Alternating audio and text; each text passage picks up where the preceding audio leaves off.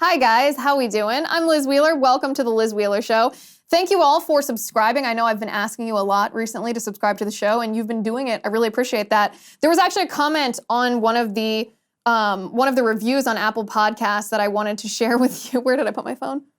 Okay, well, I don't know where I set my phone, but it was from a man named Steve who said, "Why don't you ever ask us to subscribe on Rumble?" So I figured I would mix it up a little bit today and say, hey, go over to Rumble, hit that subscribe button. I would really appreciate it. We're over on Rumble too, because Rumble is dedicated to free speech, and that's what we're about on this show. So rumble.com, you can find me at Liz Wheeler Show over there. Hit that subscribe button.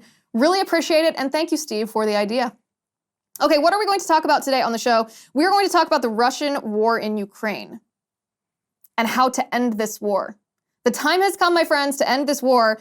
And I say this in an aggravated tone of voice because this should be very obvious that it's time for the war in Ukraine to end.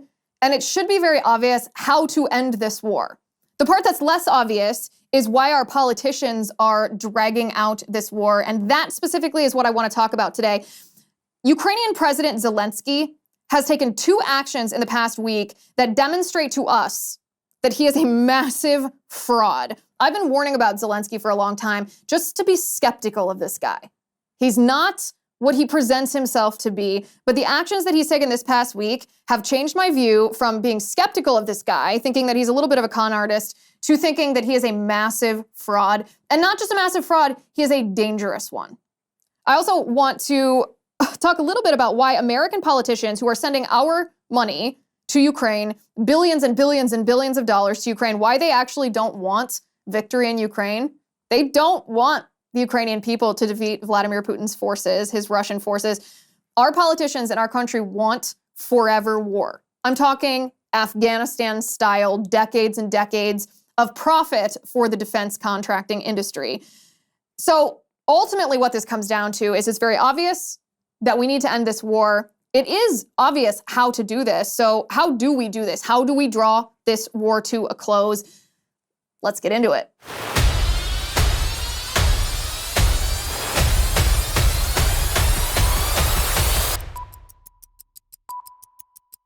Okay, I love Genucell plant stem cell therapy. I've used it all over my face, under my eyes, and it cleared up the dry flakiness and even reduced my forehead lines. Someone even asked if I had work done. No.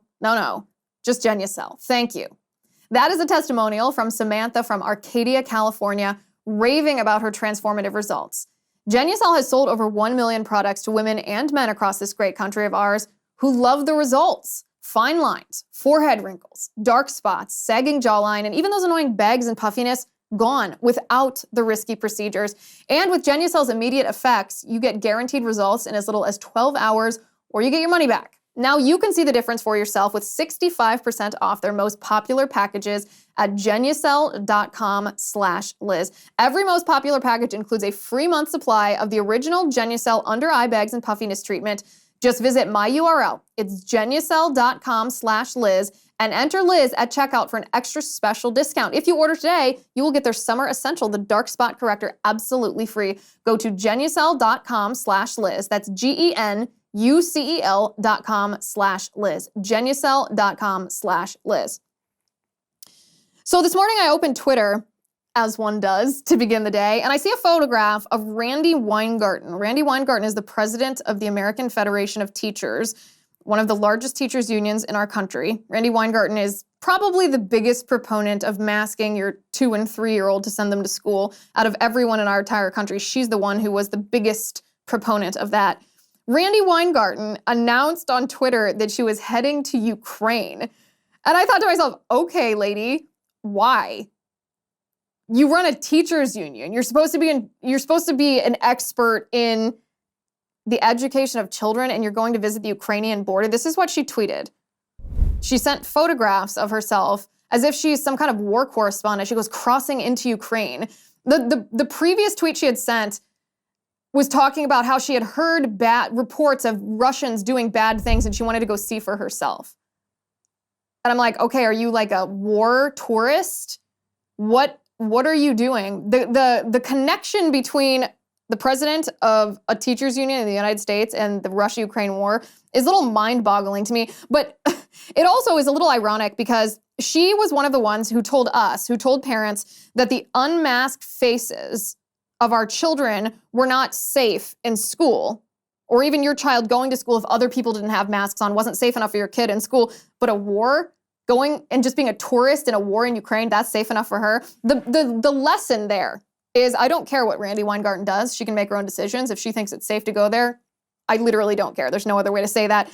Let people make their own decisions. Let parents make their own decisions. If you want to take a risk of going and being a tourist in a war, do it. But let parents decide whether they want to put masks on their 2- and 3-year-olds. You don't dictate that, and you don't collude with the President of the United States and his administration to make that happen.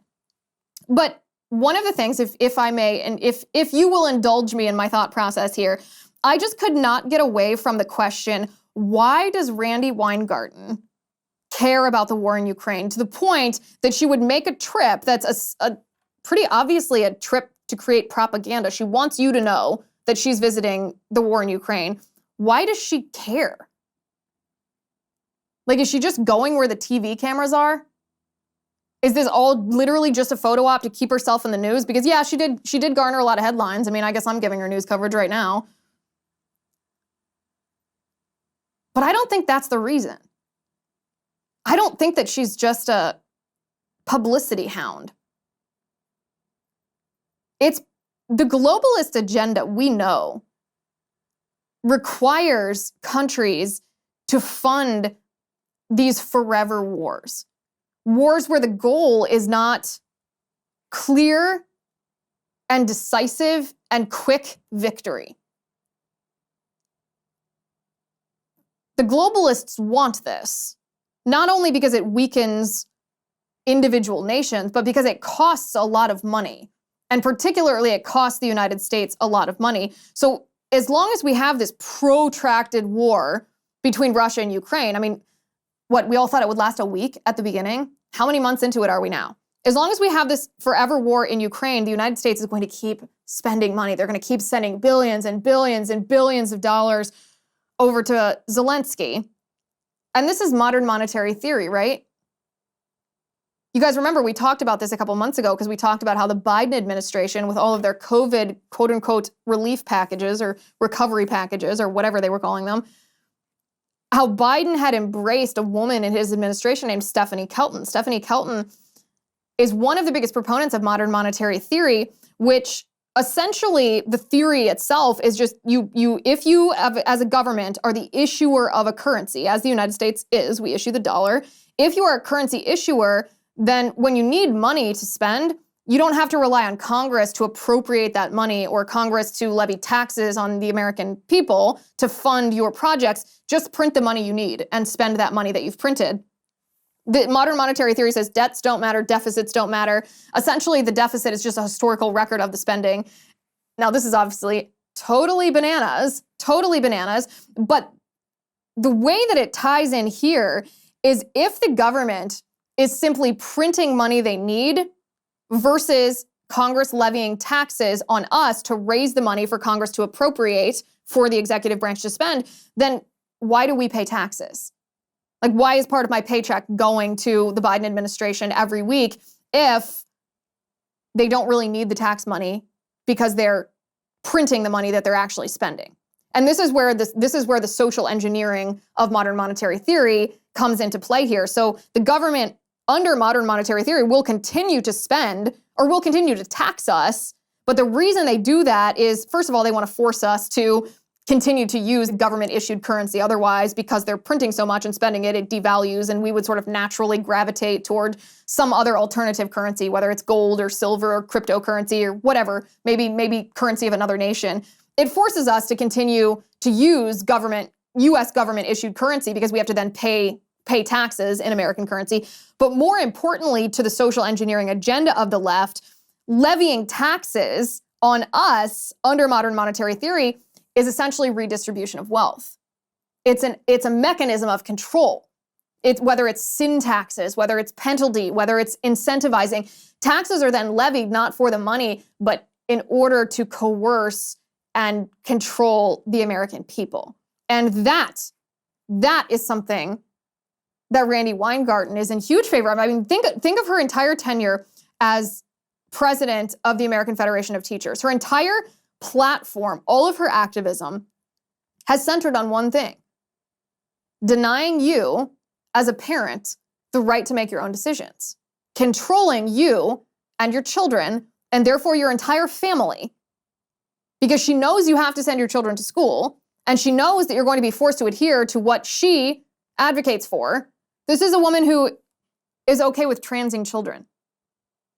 She's okay with parents not being told by teachers if the children are transitioning at school. This is a woman who forced you to mask your toddler, colluded with the Department of Education to do this, or the Department of Education, the CDC, to do this.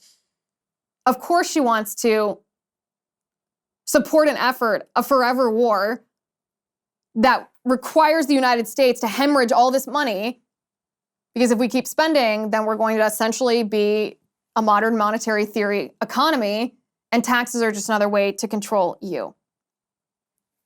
This woman is one of the most evil people in our entire country. Her agenda is a Marxist agenda. Now, Volodymyr Zelensky is maybe even a rung higher on that ladder than she is. Volodymyr Zelensky, the president of Ukraine, is supposed to speak at the G7 today. But that, in and of itself, is the culmination of a couple of actions this past week that show us what a massive fraud he is. First of all, Volodymyr Zelensky submitted an application to join NATO. That, in and of itself, is not necessarily big news.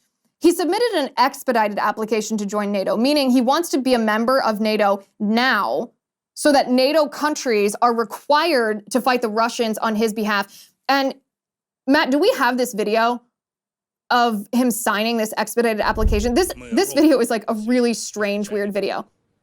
So they're speaking in Ukrainian, there's no subtitles. So you can see Volodymyr Zelensky standing out in a street. He's flanked by two people. There's a desk in front of him. On the desk is a piece of paper. He's signing this piece of paper. It's obviously the application for the expedited application for NATO membership. And he's making this a show. Like, what? I know this guy was an actor before he was a politician, and it's never been more clear. This is a really weird thing to do. He thinks he's the star of his own movie. But think about what this would mean. Think about what it would mean if Ukraine joined NATO. You'd be going to war for sure.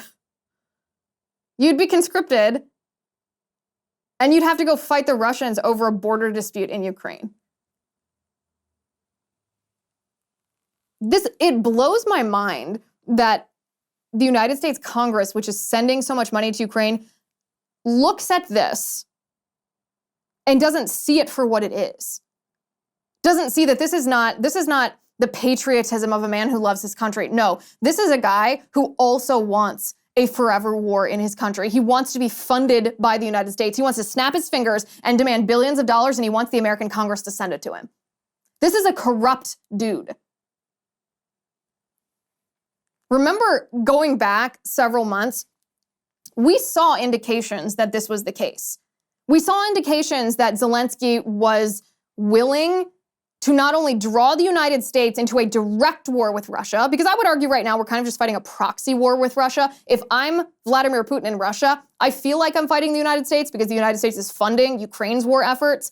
I wouldn't be able to disassociate that. If I were Vladimir Putin, I would feel that I was fighting the US. The US is fighting with the Ukrainians. But we're not directly, our military is not on the ground with Ukrainians. We are not the ones killing Russians directly. We are just giving Ukraine the tools to do that themselves.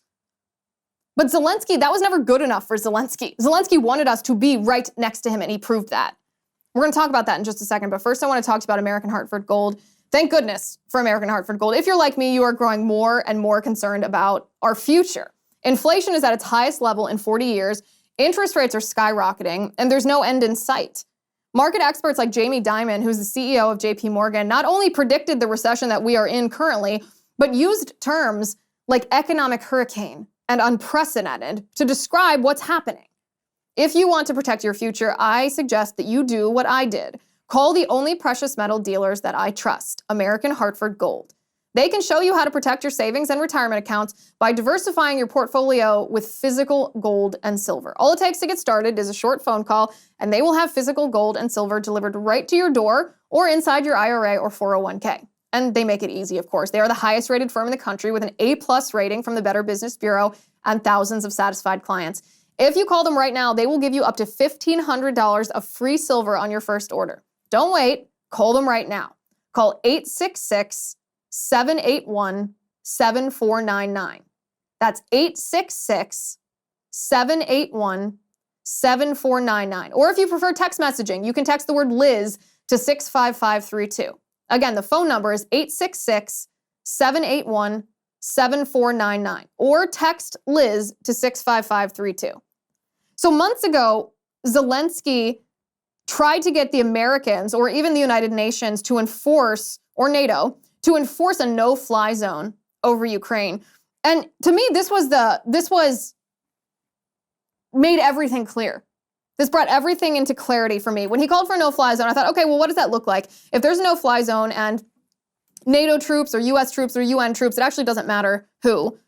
If anyone except for the Ukrainians had to enforce a no-fly zone, what would that look like? A Russian fighter jet would infringe upon that territory, obviously, because Volodymyr Putin, that's what he's doing. He's invading Ukraine. Russians would infringe upon this, and in order to enforce a no-fly zone, that requires that you warn that aircraft, and then if they don't listen, which Putin wouldn't listen, that you shoot that down. You shoot down that aircraft. What happens if the United States or the United Nations or NATO shoots down a Russian aircraft? Obviously, it's war with Russia. Duh.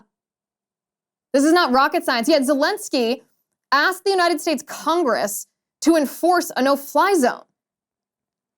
He's not stupid. He knows what the repercussions or the consequences of that would be, which shows us that he's okay with those consequences. You don't ask for something like that if you are not okay with the consequences of what you're asking for. So he's fine with World War III. He's fine with nuclear war with Russia. He's fine with the United States fighting against Russia, two nuclear nations at war.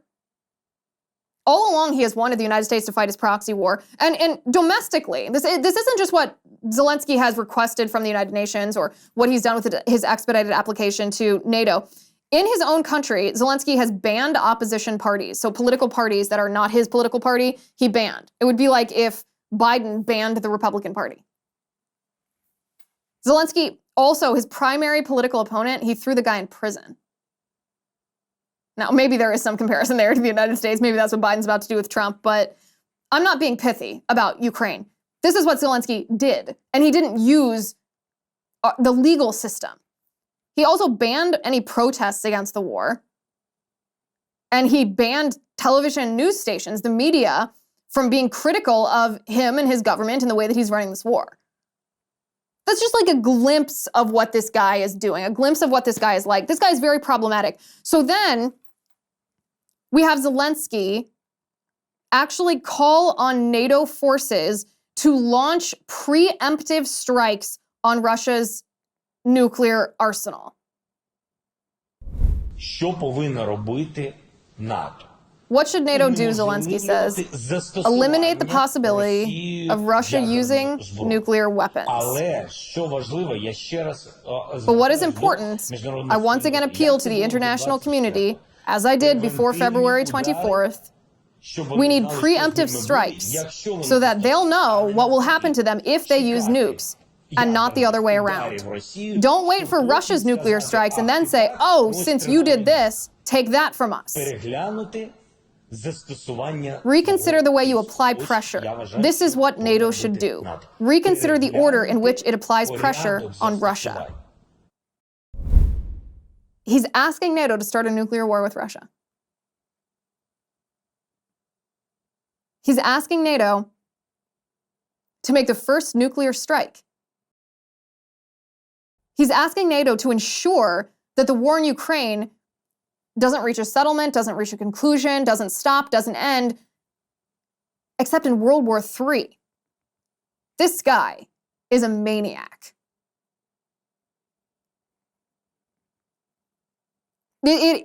His comment asking NATO to launch a preemptive strike on Russia's nuclear weapons almost makes Joe Biden's comment about Armageddon. You'll remember Biden said, by the way, this was privately that Biden said this. He didn't say this publicly. He said this at a fundraiser. He said Putin is not joking about tactical nuclear weapons, and the Armageddon risk that we face around the globe is the highest risk that we faced since the Cuban Missile Crisis. Now, first of all, if Biden actually believed that, how dare you say that behind closed doors? If you actually believe that, you say that publicly to the American people so we can prepare. But he didn't. He said this behind closed doors at a fundraiser because this is how he gins up money from his supporters. This is how he gins up the political capital to continue funding the war in Ukraine against Russia. Do we want to go to nuclear war over a border dispute in Ukraine? Like, why is that not the first question that we ask? Because my answer is no.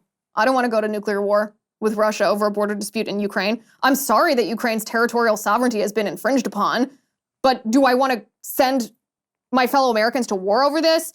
Yeah, no. I don't even want to go to war, even if Putin nuked Ukraine. Are we willing to enter a nuclear war over that? Because the result of nuclear war means that we're either dead, we've been vaporized, or we are living in hell on earth. Yet this is what apparently Zelensky wants. And John Kirby of the Biden administration, and this is a sad commentary on Joe Biden himself, that whenever he makes a comment, the media doesn't report on the comment as if it's a literal comment, as if that comment can be taken seriously. They have to check with the White House to make sure that Biden didn't just misspeak because he's obviously President Vegetable. But John Kirby of the Biden administration said, no, yeah, Biden did mean what he said. Now is White House National Security Council spokesman John Kirby. Good morning, John. Let's start with President Biden's comments saying we are facing the potential of a nuclear Armageddon. I know the White House has said these are consistent with comments he has used in the past, but he's never said anything quite as stark as this. So is the president right? Are we facing a potential nuclear Armageddon?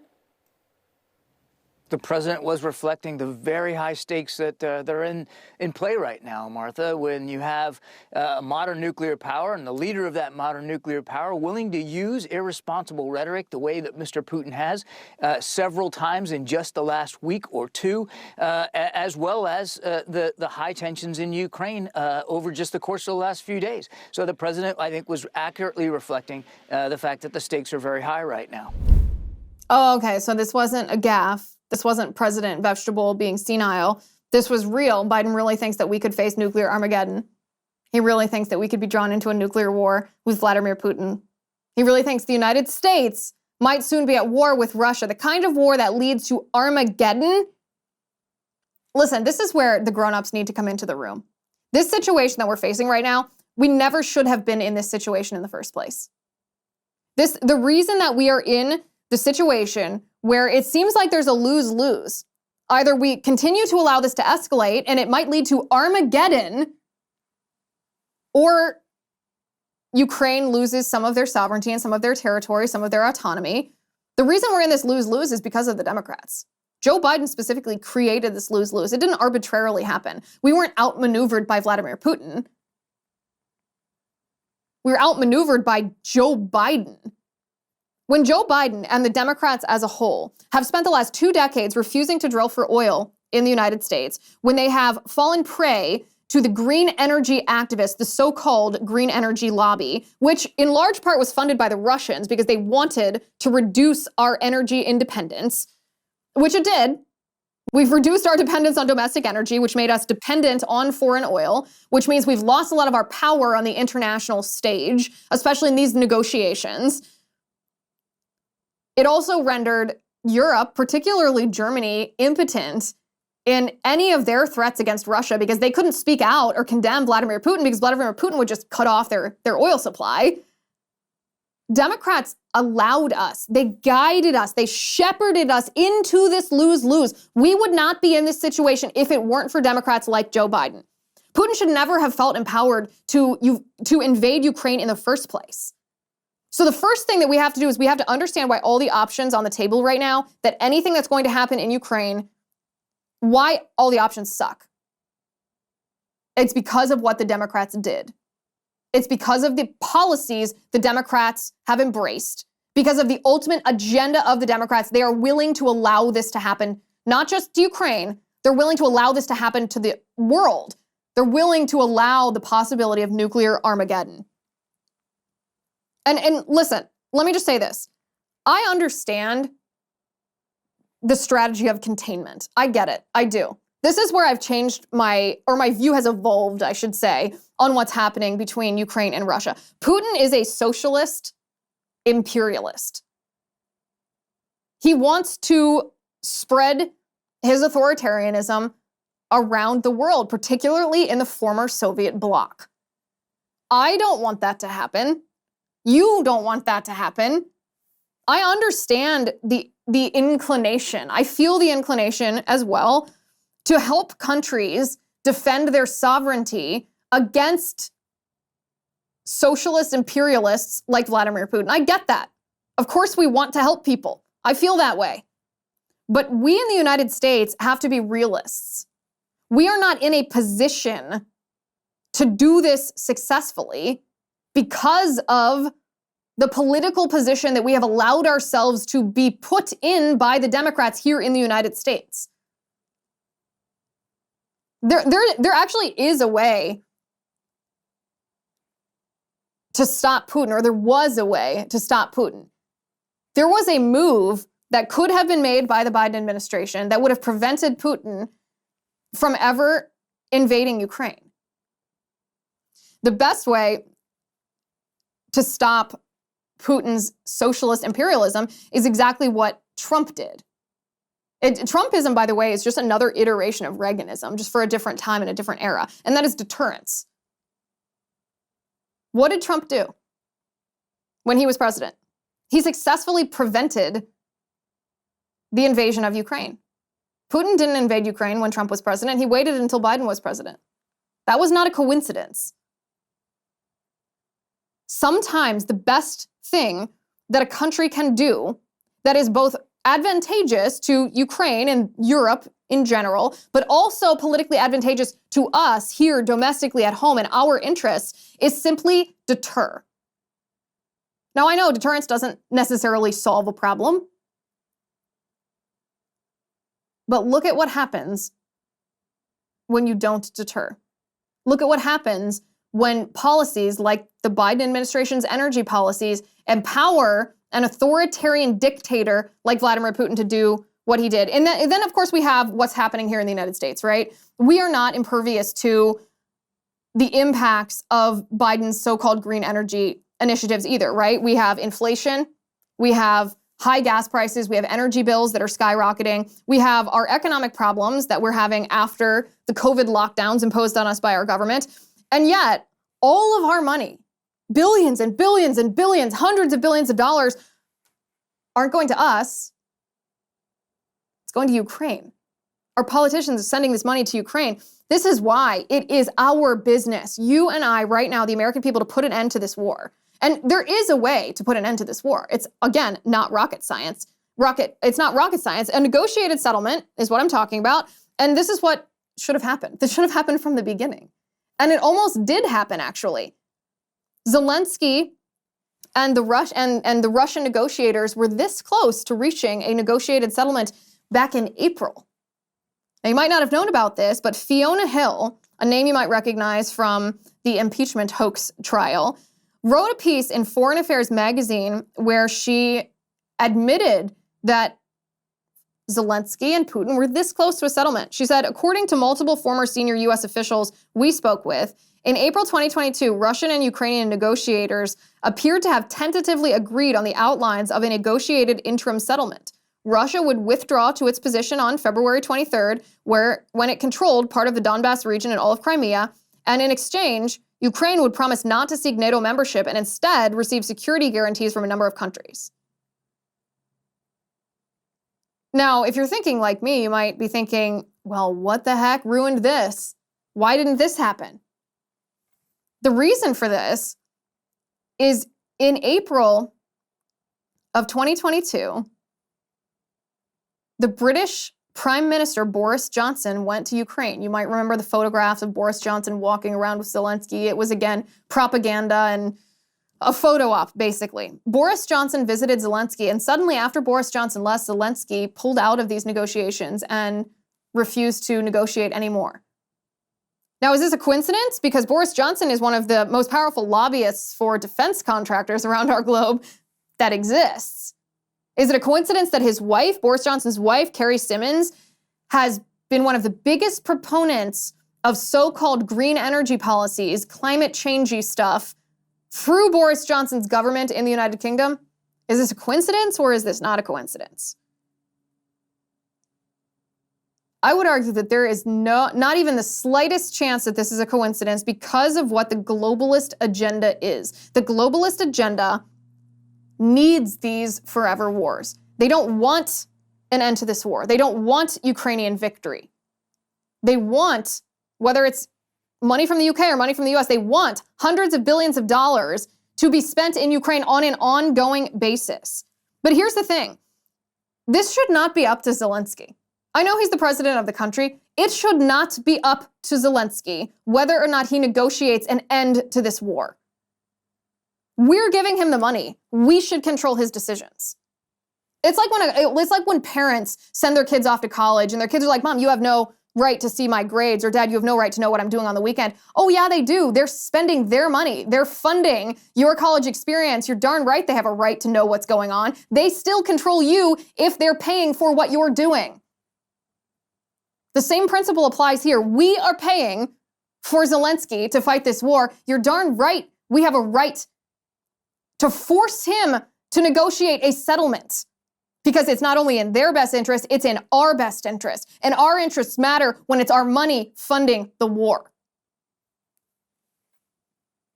I don't even care about the particulars of this negotiated settlement. We know that any negotiated settlement is going to encompass three things.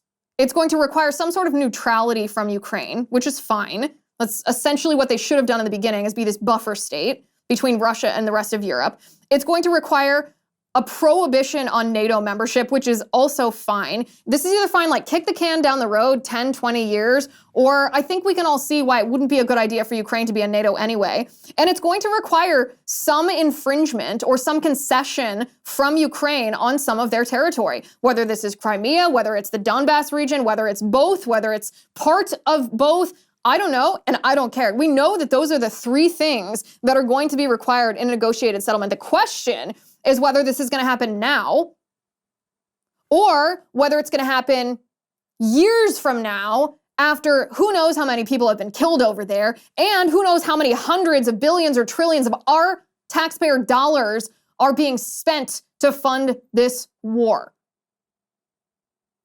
It is time to make a settlement deal. Period. It is not up to Zelensky. It is up to us. It is our money funding this war. Who among us wants to be vaporized by a nuclear weapon? Who wants us to go to nuclear war with Russia? Who wants World War III? If we go to nuclear war with Russia, there's going to be a draft again. You will be conscripted. Do you want to draft again? Do you want to serve in the military? Not to defend our nation and our sovereignty and our freedom, but a border dispute in Ukraine? I feel bad for Ukraine. I do. They are getting the raw end of this deal, the Ukrainian people, because they have a right to their territory. There's been an incredible amount of courage shown by the Ukrainian people fighting against the Russians, but their president, my God, is leading them astray. Our politicians cannot be trusted to make this decision on their own. Our politicians are warmongers. Did you guys see that video of David Petraeus, former General Petraeus, when he was just very, very casually like, "Oh yeah, if Putin uses a nuclear weapon, we'll just take out their whole Black Sea fleet." What? What? So Petraeus is obviously of the same mind as Zelensky. He wants a war. He wants a war with Russia. He doesn't care if it's a nuclear war, and he wants the United States to be a part of World War III. But we, the people, don't want that.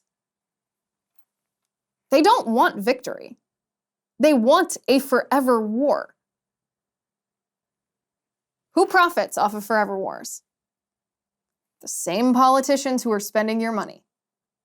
They spend your money to fill up their own bank accounts. It is time to end the war, and it is time to do it now. Negotiate a settlement. All right, it's time for our bananas video of the day, and I think that this one will not disappoint. It needs no introduction. Let's take a look at it. And speaking of the system of justice, we are also changing, y'all might have heard that this week, the federal government's approach to marijuana.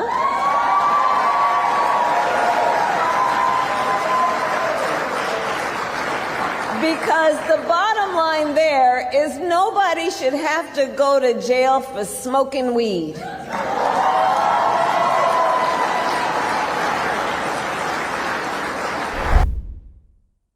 Like, how can she even say that? When Kamala Harris was Attorney General of the state of California, guess how many people she sent to prison for marijuana-related offenses? 1,560. That is 1,560 people who served time in prison for marijuana-related offenses. Later, when she was asked herself about if she had ever smoked weed, she laughed. So she sent other people to prison for weed. She smoked weed herself, thought it was really funny, and now she's claiming from this podium that nobody should be sent to jail for smoking weed. This woman is the biggest hypocrite on the planet. Absolutely bananas woman.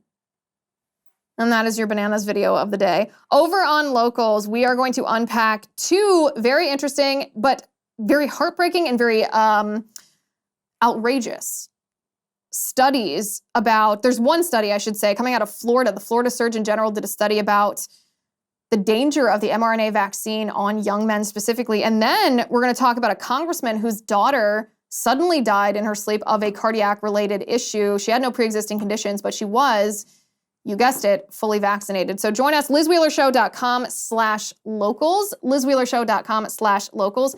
Thank you for watching today. Thank you for listening. I'm Liz Wheeler. This is The Liz Wheeler Show.